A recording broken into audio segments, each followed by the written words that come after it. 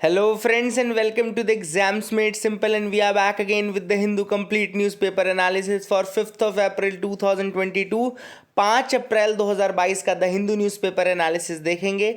शुरू करने से पहले जिन्होंने चैनल को सब्सक्राइब नहीं किया है, please do subscribe to the channel.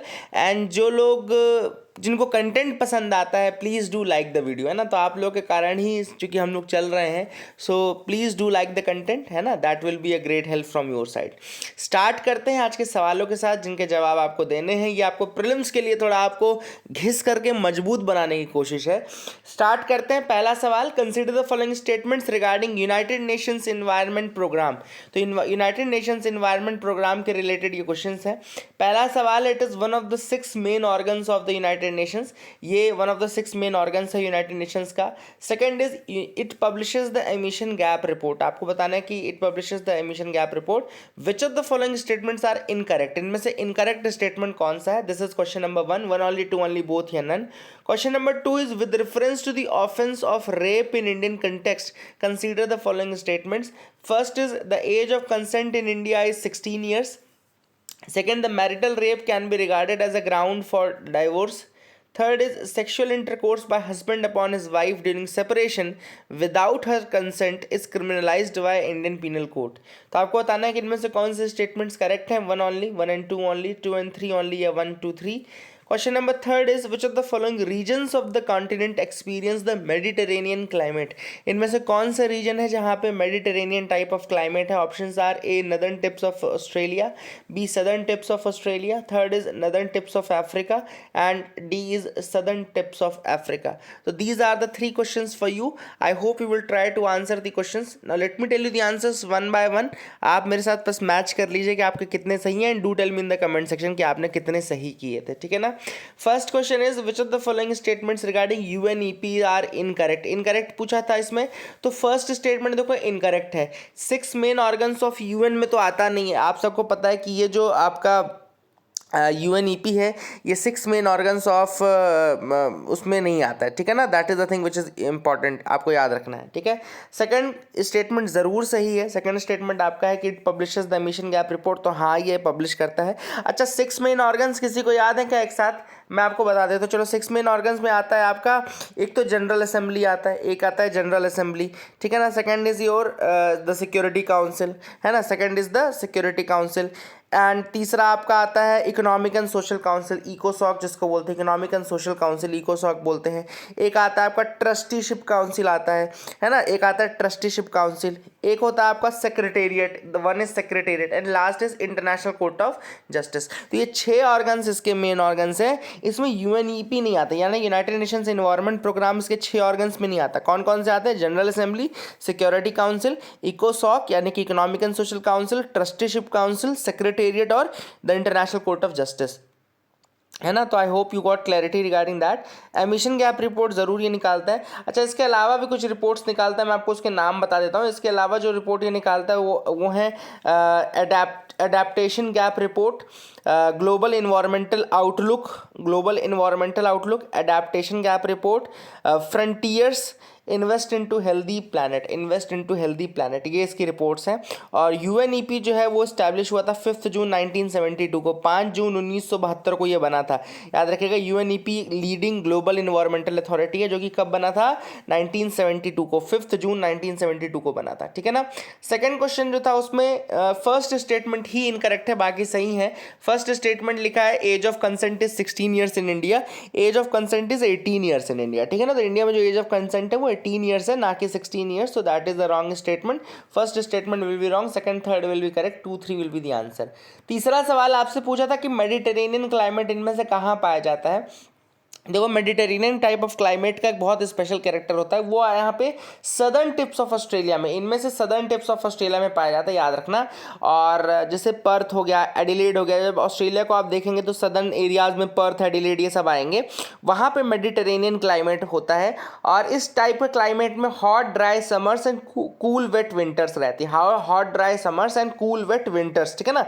तो मेडिटेरेनियन की स्पेशल क्वालिटी क्या है? Hot dry summers and cool wet winters. इसके अलावा north western and south western tip of Africa जो है, नॉर्थ वेस्टर्न और south western tip of Africa, वहाँ पे भी आपको मेडिटेरेनियन टाइप ऑफ क्लाइमेट मिल जाएगा। तो I hope you got clarity regarding all these things, आपको समझ में आ गया होगा। आगे मूव करते हैं, mains question of the day की तरफ आते हैं। आज का mains question of the day है, what is the difference between a migrant and a refugee. आपको बताना है कि माइग्रेंट और रिफ्यूजी में क्या डिफरेंस है, and what needs to be done for better managing the migrant crisis in India. तो इंडिया में माइग्रेंट क्राइसिस को मैनेज करने के लिए क्या करने की आवश्यकता है, आपको बताना है। तो पहले तो आपको माइग्रेंट और रिफ्यूजी में डिफरेंस बताना है, उसके बाद आपको बताना है कि क्या किया जाए कि इंडिया में जो माइग्रेंट क्राइसिस है उसको हम बेटर मैनेज कर सकें। So this is the mains question of the day. I hope you will try to answer questions in the comment section में, ठीक है ना। आप बताइएगा, कुछ पॉइंट्स जो आप दे सकें वो जरूर दीजिएगा। ज़्यादा को ज़्यादा मैं प्रैक्टिस आपको कराता नहीं, सिर्फ आपसे पॉइंट्स की डिमांड करता हूँ। तो जो लोग भी सीरियस है, केवल hardly it will take 5 minutes if you think deeply. 5 से 7 मिनट आपको देने हैं, देखो ज़्यादा नहीं टाइम आपसे मांग रहा हूँ मैं। 5 से 7 मिनट अगर आप ये प्रैक्टिस करते हैं ना, तो आप बहुत ज़्यादा अच्छे हो जाएंगे आंसर राइटिंग में। और अगर प्रीलिम्स आपका क्वालिफाई होता है तो फिर मेंस के लिए ज़्यादा टाइम नहीं बचता। अगर आपको लग रहा हो कि बहुत टाइम बचेगा और हम उसमें ऑप्शनल भी कर लेंगे, मेंस भी पढ़ लेंगे और आंसर राइटिंग भी कर लेंगे, तो फिर आप ये सब चीज़ें भूल जाइए। इसलिए आप बेटर है कि अभी से करना है, इसको शुरू कर दीजिए। स्टार्ट करते हैं न्यूज़ एनालिसिस पार्ट। यहाँ देखते हैं एक बहुत इंपॉर्टेंट न्यूज़ है, parent HDFC to merge with HDFC bank. तब ये पेरेंट जो कंपनी HDFC है, it's a mortgage lender. Mortgage मतलब कि जैसे आपको हाउसिंग है, ये सब के लिए मॉर्टगेज वो सब चाहिए, तो मॉर्टगेज लेंडर होते ही है HDFC लिमिटेड। इसका मर्जर हो रहा है HDFC बैंक लिमिटेड के साथ, जो उनका इंडिया का लार्जेस्ट प्राइवेट सेक्टर बैंक एक तरीके से, एक DSIB बैंक है ना। DSIB मतलब कि डोमेस्टिकली सिस्टमैटिकली इंपॉर्टेंट बैंक बोलते हैं। अच्छा, आपको पता है इंडिया में 3 बैंक्स ही ऐसे हैं जो डोमेस्टिकली सिस्टमैटिकली इंपॉर्टेंट बैंक्स हैं। इंडिया में केवल 3 बैंक्स ही हैं जो कि DSIB बैंक्स की कैटेगरी में आते हैं, डोमेस्टिकली सिस्टमैटिकली इंपॉर्टेंट बैंक्स बोलते हैं इसको। इसमें से पहला आपका सबसे पहले हुआ था SBI, दूसरा हुआ था ICICI और तीसरे में है नंबर HDFC का, ठीक है ना। तो ये आपको याद रखना है, ये तीनों का जरूर याद रखेगा कि these are the DSIB banks in India, यानी कि डोमेस्टिकली सिस्टमैटिकली इंपॉर्टेंट बैंक्स।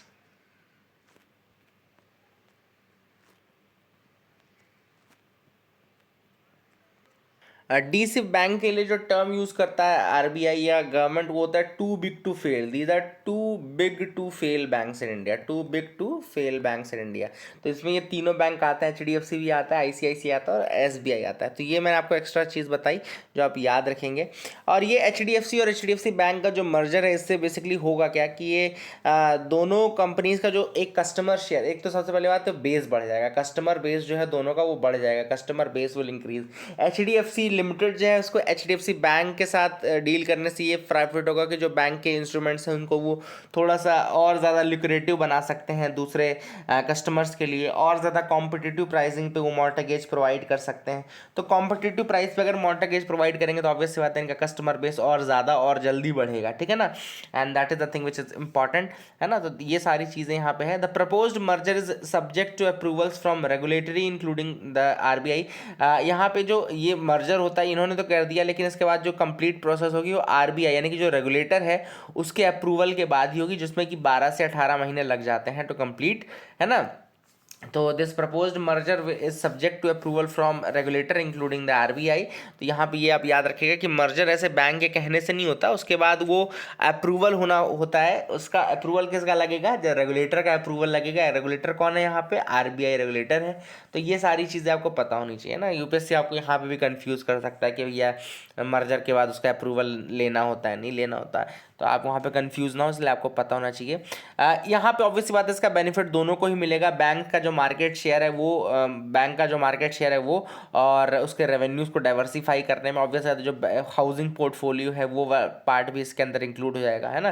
तो जैसे डाइवर्सिफाई कैसे होगा कि HDFC लिमिटेड का जो हाउसिंग पोर्टफोलियो है वो पूरा बैंकिंग के अंदर आ गया, है ना। तो ये ज़्यादा डाइवर्सिफाइड हो गया, कस्टमर बेस बढ़ रहा है, ऑब्वियस सी बात है ना। दोनों कंबाइंड एंटिटी है। और ये वैसा भी टाइम पीरियड ऐसा है, यहाँ पे कल भी मैं एक अच्छी बुक पढ़ रहा था, कोई इसमें बहुत अच्छा चीज़ लिखा था कि ये जो सेंचुरी है ये कंसोलिडेशन की सेंचुरी है, this is the century of consolidation.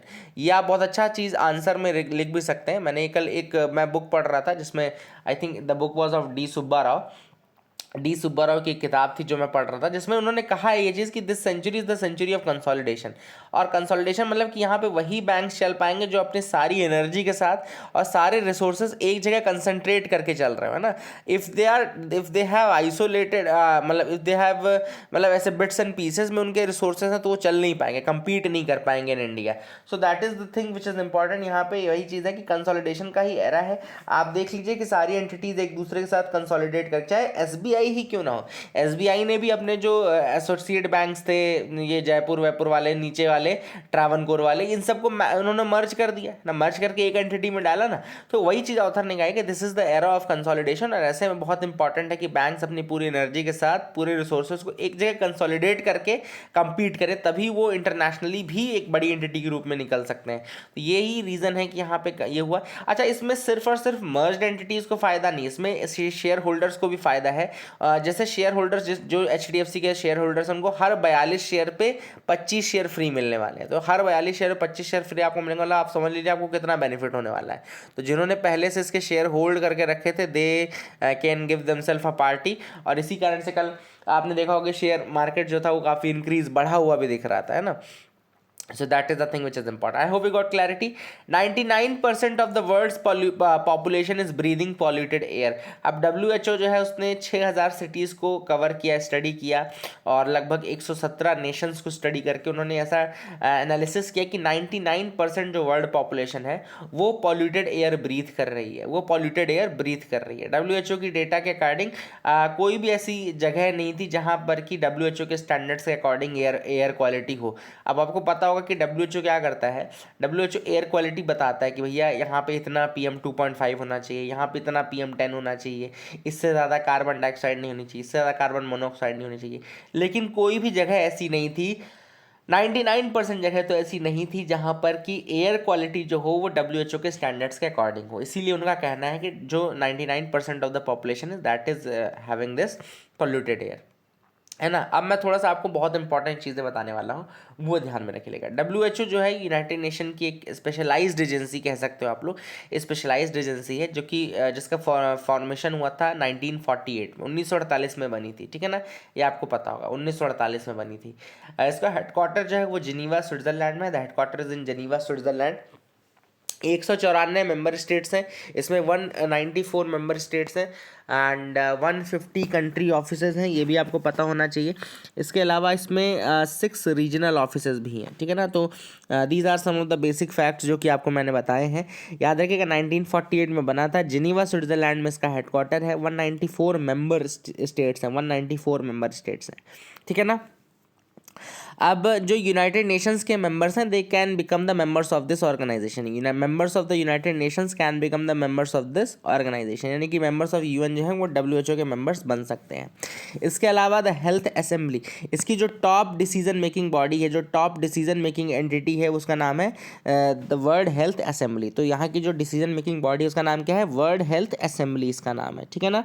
इसके अलावा each member is represented not more than by 3 delegates, हर मेंबर के 3 डेलीगेट्स से ज़्यादा नहीं हो सकते हैं। साथ ही साथ इंडिया जो इसका मेंबर बना वो 12 जनवरी 1948, 12 जनवरी 1948 को इंडिया इसका मेंबर बन गया। एंड जो रीजनल ऑफिस है फॉर साउथ ईस्ट एशिया वो न्यू दिल्ली में लोकेटेड है। Regional office for south east Asia is located in new Delhi. India इसका मेंबर कब बना, 1948 में ही 12 जनवरी को बना। यहाँ पे भी UPSC आपको कंफ्यूज कर सकता है, बोल देगा कि भाई 1975 में मेंबर बना इसका इंडिया, या बोल देगा कि 2000 में इंडिया इसका मेंबर बना। तो ऐसे में आपको थोड़ा वहाँ पे समझना है ना। 1967 में हमारे स्मॉल पॉक्स के केसेस बहुत ज़्यादा थे। मैं थोड़ा सक्सेस स्टोरी एक बता रहा हूँ। इंडिया में स्मॉल पॉक्स के केसेस बहुत ज़्यादा थे 1967 में, मतलब ग्लोबली अगर देखा जाए तो ग्लोबल का 65% इंडिया में ही केसेस थे। और इसके बाद WHO ने लॉन्च किया intensified smallpox eradication programme, ISEP जिसको बोलते हैं, intensified smallpox eradication programme WHO ने इंडिया में चालू करवाया। और फिर इसके बाद 1977 में स्मॉल पॉक्स को इरेडिकेट कर दिया गया। तो काफ़ी बड़ी एक सक्सेस स्टोरी। इसके अलावा पोलियो इरेडिकेशन में भी WHO का बहुत बड़ा योगदान है। तो all these things are there which are the success stories. I hope you got clarity regarding them. आगे मूव करते हैं, न्यूज़ एनालिसिस में आते हैं। UGC is facing plagiarism charges. अब प्लेगरिज्म क्या होता है ये आपको पता होना चाहिए। प्लेगरिज्म मतलब कि कॉपी पेस्ट, जब आप एक कंटेंट को बिना उसके ओनर के इंटेंट के या बिना ओनर की परमिशन के आप उसको कॉपी पेस्ट कर लेते हो without giving due credits. Without giving due credit एक होता है कि क्रेडिट दे करके आप यूज़ कर लो, दूसरा होता है कि कॉपी पेस्ट आपने किया, आपने ना उसको क्रेडिट दिया ना उसका नाम बताया, आपने उसका काम अपना काम बना करके दिखा दिया ना। दैट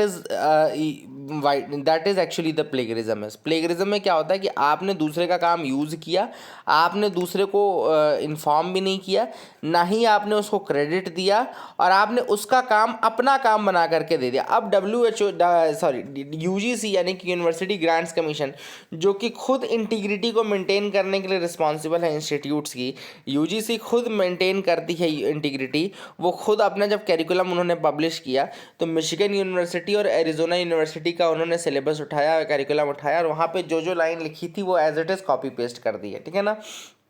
तो उन्होंने जो करिकुलम फ्रेमवर्क है पूरा वो पूरा कॉपी कर दिया, ऐसा इनके ऊपर एलिगेशन लगाया। अब यूजीसी ने भी एक कमीशन फॉर्म कर लिया है in order to look into the details of the matter and all. लेकिन अब देखो बात तो वही है कि खुद ये रिस्पॉन्सिबल है इंटीग्रिटी मेंटेन करने के लिए, और वो खुद ऐसा कर रहा है। तो प्लेगरिज्म जो है अब किसको, मतलब ये देख सकते हैं आप लोग कि किसको किसको कहेंगे ये लोग।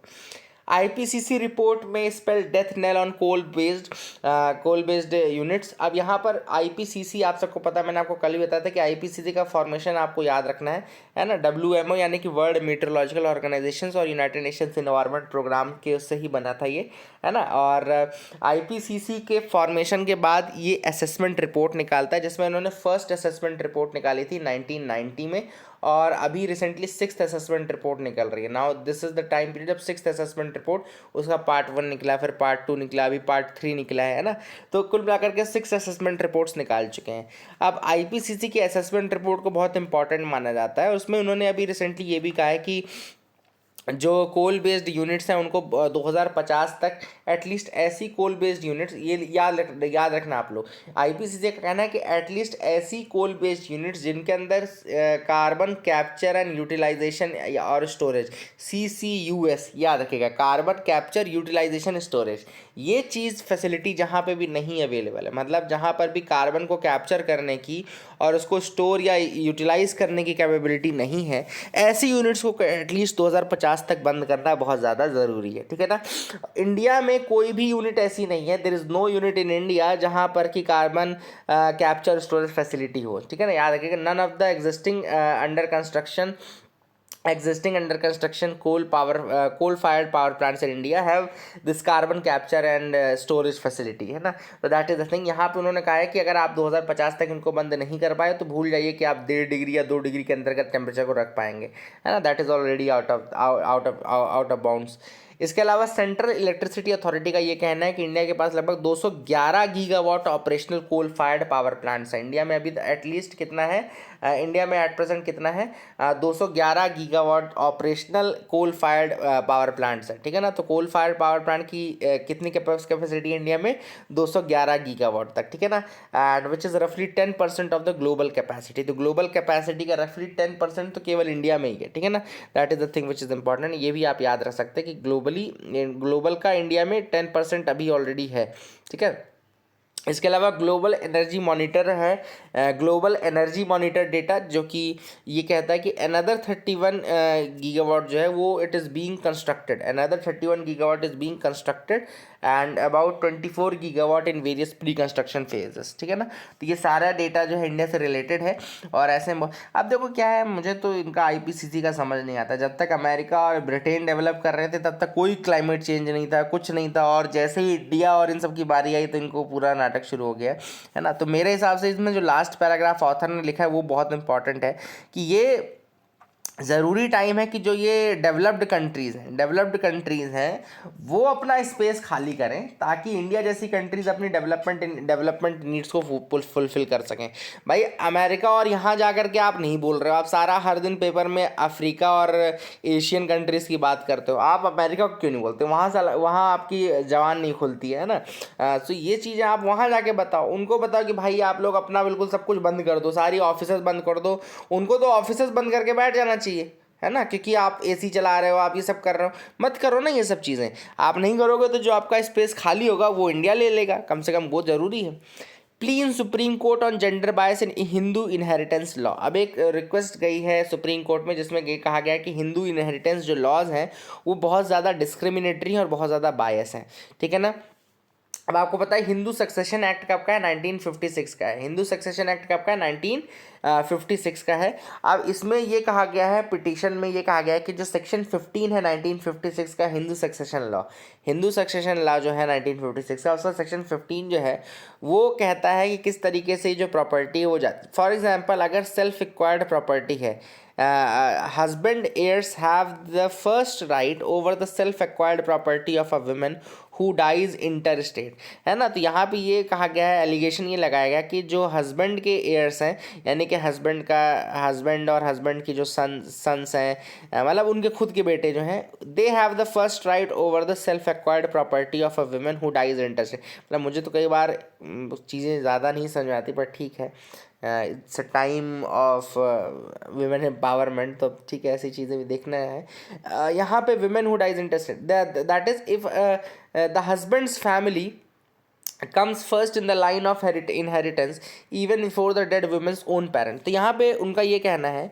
कि जब वुमेन की डेथ होती है, for example in case a women dies, then उस वुमेन के बेटे, अब हस्बैंड्स एयर यानी का मतलब क्या, हस्बैंड एयर्स का मतलब क्या है, हस्बैंड और हस्बैंड के बेटे जो हैं उनका फर्स्ट राइट होता है प्रॉपर्टी पे, ना कि विमेन के पेरेंट्स का, ऐसा एलिगेशन लगाया जा रहा है, ठीक है ना। This is the first thing. Second thing, अब आप लोग यहाँ पे देख लीजिए क्या है, मेन मैं आपको बता रहा हूँ। On the other hand when a Hindu man dies his blood relation is given priority, है ना। तो जब Hindu man dies then his blood relations are given priority, ऐसा उनका कहना। अब उसमें भी उसका बेटा ही आएगा, ऑब्वियस सी बात है। Similarly when a Hindu women dies interested without living behind any children, अगर बच्चा नहीं है, सपोज करो अगर Hindu women dies and without living any children, then the property she inherited during her life time returns to the source, तब वो property source पे जाती है। ये बिल्कुल, ये यहाँ पे रिटर्न होती है प्रॉपर्टी सोर्स पे। मतलब अगर विमेन ने प्रॉपर्टी अपने माँ बाप से इनहेरिट की है तो फिर उसके माँ बाप को ही जाएगी, एंड अगर उसने अपने माँ बाप से इनहेरिट नहीं की है, हाँ अपने उसके माँ बाप को जाएगी, लेकिन यहाँ पे उसके बाप को जाएगी, ये याद रखना है आपको, है ना। मतलब कि उसके फादर को ही बेस बनाया गया है। तो इनका ये कहना था कि जो इनहेरिटेंस लॉ है उसमें हर जगह ये फादर या हस्बैंड यही क्राइटेरिया रखा गया है, जो कि डीप रूटेड पैट्रियार्कल आइडियोलॉजी को का परिचायक है। यहाँ पे विमेन या मदर होना चाहिए था हर जगह। This is what they are saying, है ना। तो अब आप इसको समझ लीजिए, है ना।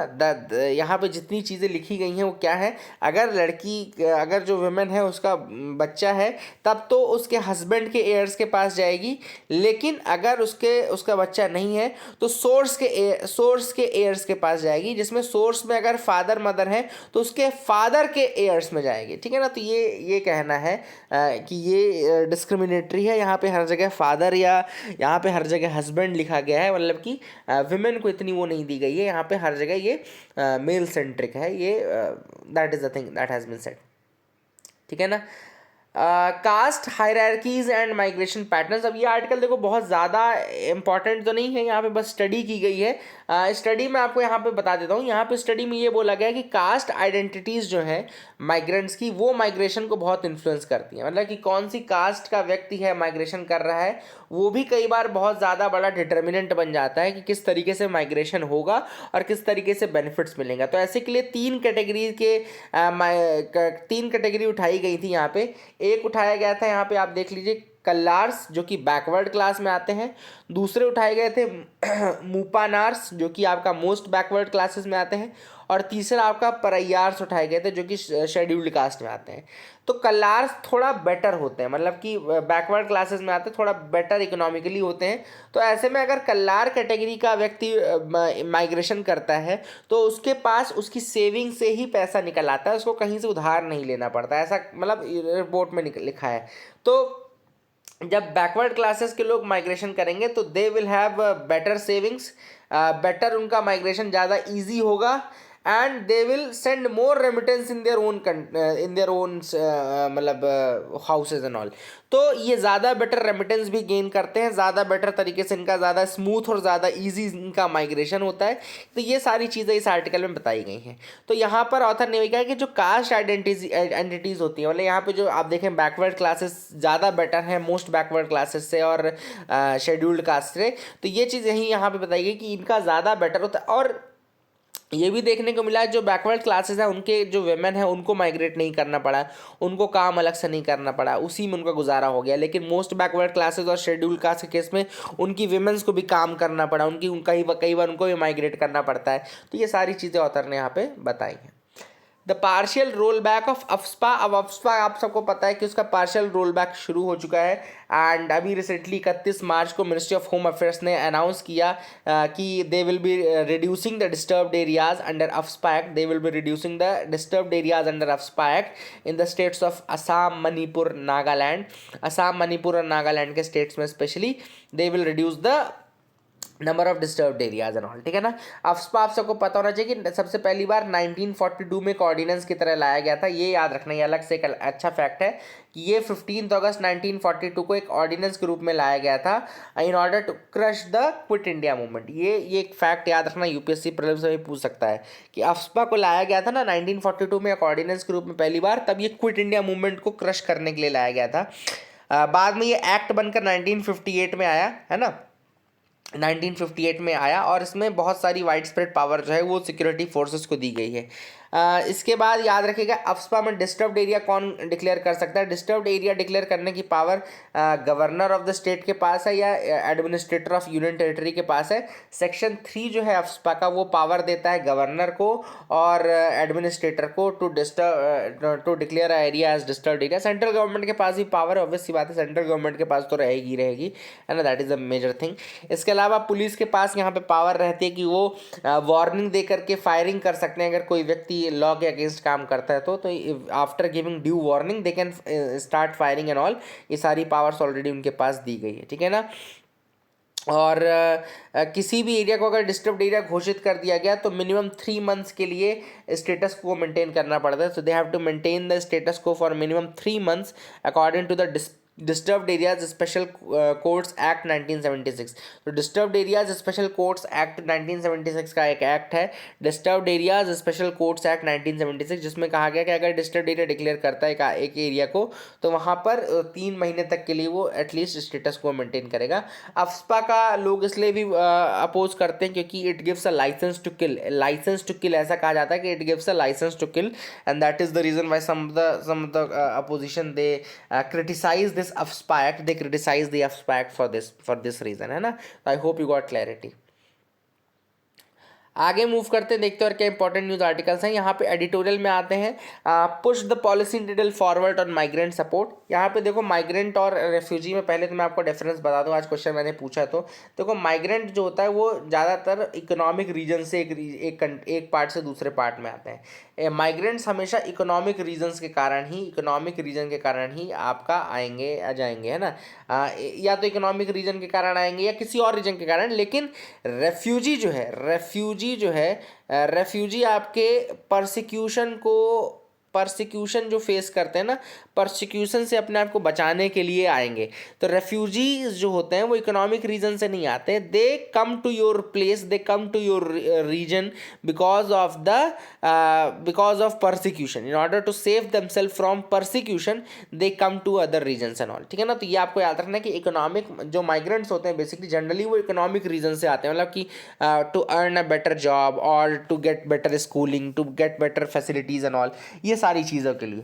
लेकिन जो रेफ्यूजीज होते हैं either to save themselves from the fury of, जैसे इन्वायरमेंटल रेफ्यूजी भी एक टर्म आया है, सपोज करो they want to save themselves from the fury of environmental crisis, मतलब वो अपने आप को बचाना चाहते हैं। In order to save themselves from persecution from death they come to your region. तो ये बेसिकली ये रेफ्यूजीज होते हैं। अब यहाँ पे ऑथर ने कहा है कि सबसे इंपॉर्टेंट चीज़ है कि माइग्रेंट्स, अब हम माइग्रेंट्स पे आ जाते हैं, रेफ्यूजीज़ की बात यहाँ पे नहीं चलेगी। माइग्रेंट्स ऑलरेडी आपको पता है कि कोविड के टाइम पे हमने देखा था कि कितना ज़्यादा उन्होंने इश्यूज़ फेस किया, पैदल चल के इतनी दूर दूर तक गए, है ना। तो ये सारी चीज़ें हैं। अब बहुत सारे सेक्टर्स हैं जहाँ पर कि माइग्रेंट्स की ज़रूरत है। माइग्रेंट्स जहाँ पर उनको मतलब कि हॉस्पिटैलिटी से लेकर के मैन्युफैक्चरिंग में काम करते हैं, कंस्ट्रक्शन में काम करते हैं, लॉजिस्टिक्स में काम करते हैं, एग्रीकल्चर में काम करते हैं, है ना, बहुत सारा काम कर। लेकिन फिर भी पॉलिसी फ्रेमवर्क अगर आप देखो तो माइग्रेंट्स के रिगार्डिंग इतनी अच्छी है नहीं, अभी बहुत ही फ्रेगमेंटेड पॉलिसीज़ हैं और बहुत ही कोई क्लियर कट इंस्ट्रक्शंस नहीं किसी के पास है कि किस तरीके से माइग्रेंट को डील करना है, ठीक है ना। तो यहाँ पे ऑथर ने कुछ पॉइंट्स दिए। जैसे सबसे पहले उन्होंने कहा कि we must recognize that migration is highly politicized phenomena in India. सबसे पहले तो हमको ये रिकॉग्नाइज करना है कि माइग्रेशन एक पॉलिटिसाइज्ड फिनोमिना। अब देखो क्या होता है, सपोज करो कि एक व्यक्ति है, मैं आपको डायग्रामेटिकली बताता हूँ। ये एक व्यक्ति है, इसका नाम है एम, ठीक है, दिस इज एम, एंड इसका माइग्रेशन होता है ए प्लेस से ए से बी में, ए से बी में जाता है ये, ठीक है ना। सपोज करो इस एम व्यक्ति का माइग्रेशन ए से बी में हो रहा है। अब देखो ये क्या होता है, पॉलिटिसाइज क्यों होता है, बी में इसके लिए ज़्यादा कुछ सोचा नहीं जाएगा। क्यों? क्योंकि ये व्यक्ति वोट कहाँ करेगा, ये तो वोट ए में करेगा ना। तो बी के जो नेता हैं वो ए के लिए, इसके लिए क्यों परेशान रहेंगे, they will not be bothered about him because he is not voting there.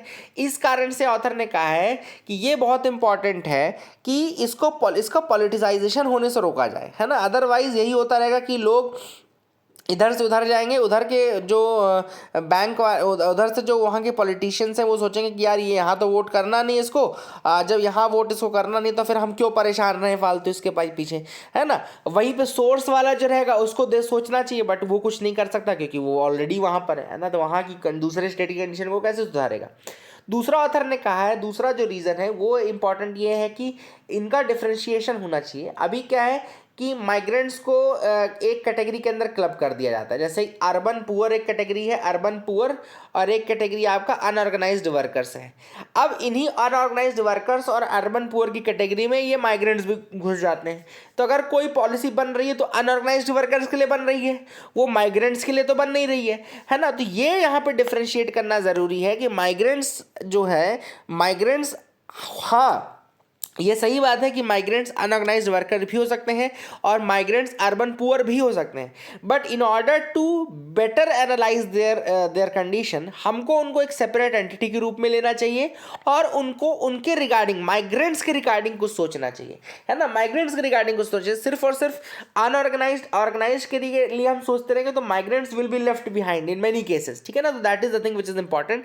जैसे अगर आप देखें तो मोस्ट माइग्रेंट्स लिव, जैसे देखो क्या है, अर्बन पुअर और अनऑर्गेनाइज्ड वर्कर जो है वो सिटी में रहते हैं। सपोज करो अर्बन पुअर हो गए या अनऑर्गेनाइज्ड वर्कर सिटी में रहते हैं, लेकिन जो माइग्रेंट्स रहते हैं ना वो आपके जानते हो माइग्रेंट्स कहाँ रहते हैं, वो साइट पे रहते हैं। वो साइट के आसपास से कहीं बिछा कर सो जाते हैं, सोचते हैं कि ठीक है कल काम करने कौन वहाँ से आएगा। तो अब देखो आप पॉलिसी बना रहे हो यहाँ के लिए, माइग्रेंट है यहाँ पे, तो फिर ऐसे में कैसे बेनिफिट हो पाएगा माइग्रेंट्स को, भाई नहीं हो पाएगा ना। तो ये एक इंपॉर्टेंट चीज़ है जो कि देखनी जरूरी है। तीसरा जो है ऑथर ने बोला है वो ये बताया कि कुछ स्टेट्स हैं जिन्होंने काम किया है, आप उनको देखो। तीसरा जो पॉइंट उन्होंने मिले वो लिया है डेटा का पॉइंट, है ना, डेटा का पॉइंट।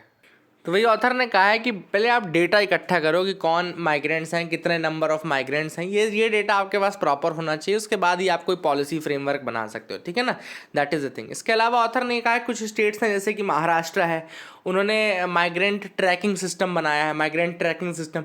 इसके अलावा उड़ीसा ने भी बहुत कुछ काम किया है माइग्रेंट्स के लिए, नंबर डिटरमाइन करने के लिए, उनके लिए पॉलिसी फ्रेमवर्क के लिए। तो इस तरीके से मॉडल्स कुछ आप अपना सकते हो। So these are the things which have been suggested. I hope you got clarity, आपको अच्छा लगा होगा आई होप।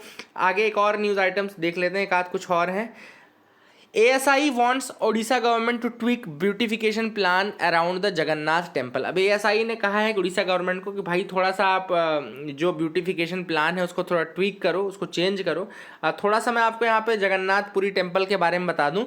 जगन्नाथपुरी टेम्पल जो it is one of the most impressing monuments जो कि उड़ीसा में है। इसको बनाया था गंगा डायनेस्टी के अनंत वर्मन देव ने। अनंत वर्मन देव ने उसको बनाया था, याद रखिएगा, अनंत वर्मन देव ने इसको बनाया था। 12th सेंचुरी में ये बना था और आपका ये पुरी में लोकेटेड है, ठीक है ना।